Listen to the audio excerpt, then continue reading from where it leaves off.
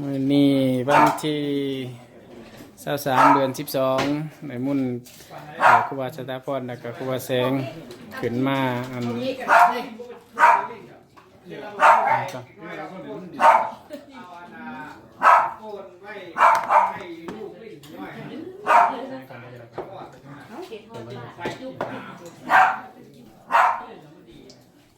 ครูบาแสงแล้วก็ครูบาสถาพรมาจันเข่าสู่รดน้ำตอนรับปีใหม่ตอนรับปีใหม่อยู่บ้านแล้วก็ตอนรับคริสต์มาสปีใหม่มีอาหารหวานข้าวหลายสิ่งหลายอย่างว่าสิเฮ็ดหน่อยๆว่าซั่นตกว่า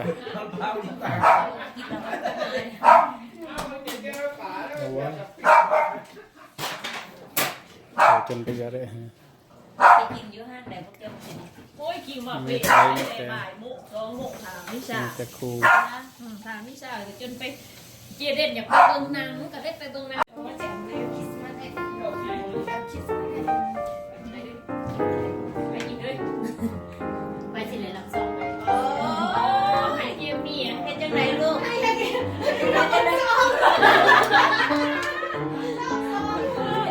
ฮ็ดจังไดลูกเฮ็ดจังไดเจมี่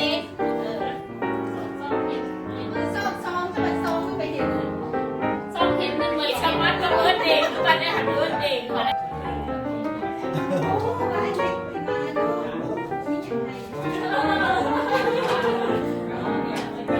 พี่แห่งได้ไหนตาโอเคเลยเมรี่คริสต์มาสเลยพี่แห่งได้ไหนวันดาปี1 2มาขายครอบครัวได้ของต่อว่าเพราะว่าพัดเจ้าขายได้พัดเจ้าขายเบียร์นี้ได้พวกนั้น500ได้ผมขายยังไงเพราะว่าแบรนด์ของเขาแหละ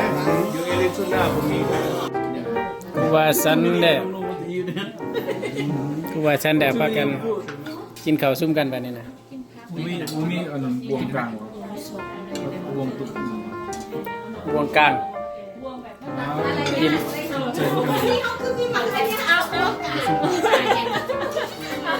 พวงตักก็เป็นแนวเป็นยาง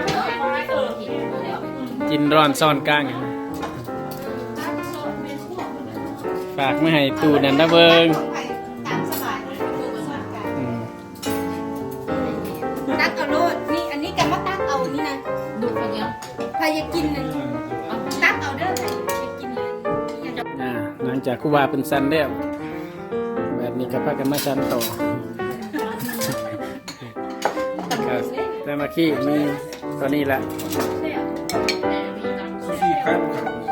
ป้าประจัน โอ้เจ็ดน้อย ยังบ่ทันนอน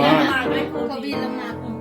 อยู่เมซี่บ้านนั่นเลยนะราคาขาดเงินสิ โอ้จะไปซื้อแม่มันจะไปซื้อ4 วันโควิดมากเจ๊ลูกชายป่วยซูซี่2 ถาดตอนเช้าตอนสวยไปกินบุฟเฟ่ไปตอนกลางคืนเกี่ยวกันนะอยากเอาหมูมากินกันนะเมฆตัวประจับ